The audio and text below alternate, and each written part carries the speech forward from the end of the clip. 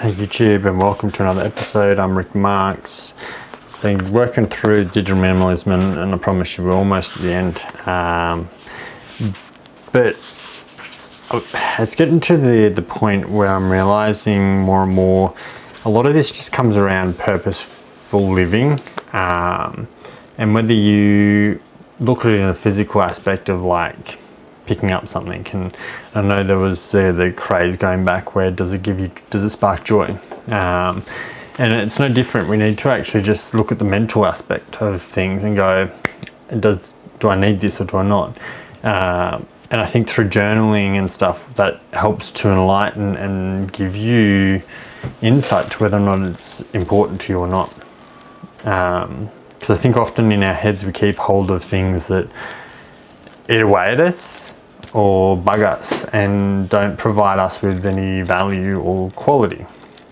And when we look at the quality of life, a lot of people kind of look at that from like more of a physical aspect of a quality of life being that you can travel, or that you can go places, or that you can drive, or those sort of things. Whereas really I think it's about being free-minded, and being clear-minded, having the ability to think of nothing. And I think that's something that today people are almost somewhat scared of, is vacancy, and being able to, I notice it with kids a lot, they don't like being bored.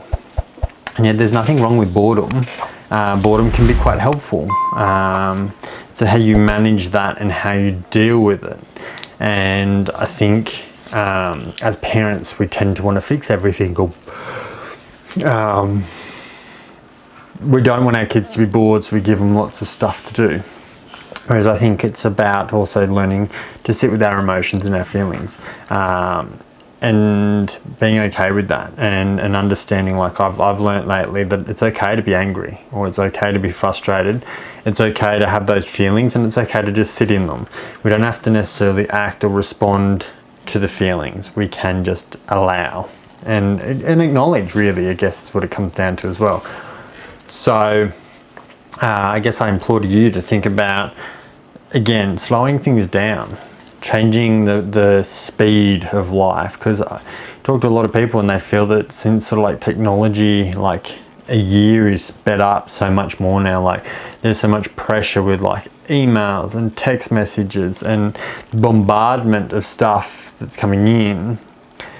Slowing it back down and realizing that can all happen, and that's fine, but I'm going to work this direction, and you choose how you respond. And I know I've said it a number of times throughout my videos, but you are only responsible for your actions and how you react or respond to certain things.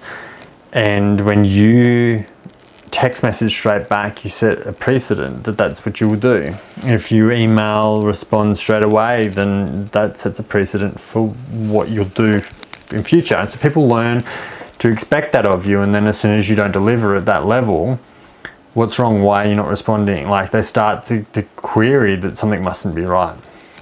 So a lot of this book talks about informing those around you of the changes that are taking place, so that people aren't taken by surprise again when you're not responding to their text message or whatever straight away.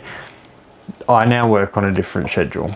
I give my X time to this and my Y time to that, and I will respond to your text message in due time. Again, not that you need to ignore people, and it's not doing that, but it's about, I guess, compressing the time down. The studies have found that people, when they audit their social media time, and they're more mindful towards that. And I've talked about it before, it's no different with money. When you just spend willy-nilly, you're not controlled, and then you wonder why you're not able to save money or like achieve goals. It's no different with your time. When you're on your social media and you're just spending all of your time, you don't know where it's going.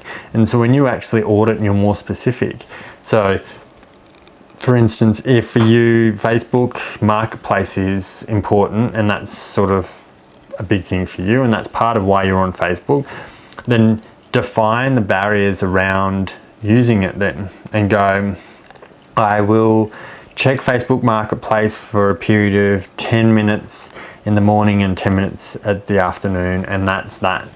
And then set the time, make the commitment. Today when I was swimming my laps, I was thinking more and more about the coaching aspect. And I've talked about it before, we all sort of need a coach. We all sort of need that person. And I was thinking more about, well, what is it about that person or that significance that makes it important? And really it comes down to the fact that they're not in with you. So using swimming for an example, or any field sports works the same.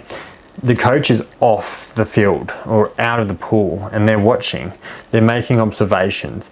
Now, often people go, is the best person to coach going to be somebody who was amazing themselves? Not necessarily. A coach just needs to understand what your goal is and understand what you're needing to do to obtain that goal and get that outcome. And then be watching it from the outside, not being in with you, but being outside of it and being able to see, I suppose, the roadblocks that are coming up or the challenges that are coming up, and then helping you to navigate them, but not being in there with you. They can look at your technique. You know, if we're looking back at swimming or a sports as such, your coach is watching and going, oh, your stroke's not quite right, you need to be focusing more on this, or your breathing pattern's not right, or your feet, you're not kicking them right. And they can work with you on actually improving that element. And I think that's really the same in life or even in business, is having that coach, that person who's not actually, I guess, invested in being in it. They're invested in you achieving your goal and whatever that goal might be, and then they work out how we can achieve that. They want you to succeed. They want you to win, because that's a reflection of their efforts, I guess, as the coach, seeing you achieve what you set out to achieve.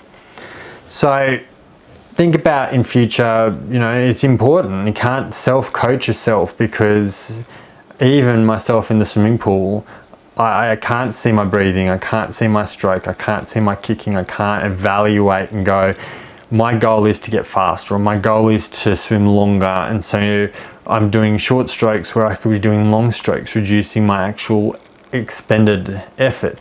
All those sorts of things are something that somebody outside can see looking in, whereas I can't make those observations. So unless you're going to have, I guess, a camera or somebody recording you swimming and then you watch the video footage back, but that's still going to provide you only so much, because it's the real time where you finish that lap and they go, in that lap you did this, and that's something you've got to not be doing anymore, you need to be doing this instead. They can do it live, real time, whereas you sitting back and watching a replay is not going to provide you that same ability to, I guess, change on the fly. So think about that. If you've got some comments, I'd love to hear them. Chuck them in the comments below. I apologize, the last few videos were a little bit blurry. I'm trying to get the camera to pick me up clearer, so I do apologize for the quality of those videos, but close your eyes and just listen to me talking and pretend it's a podcast, and we'll go from there. Thanks, have a great day, and you'll see me tomorrow morning. Have a good day. Bye.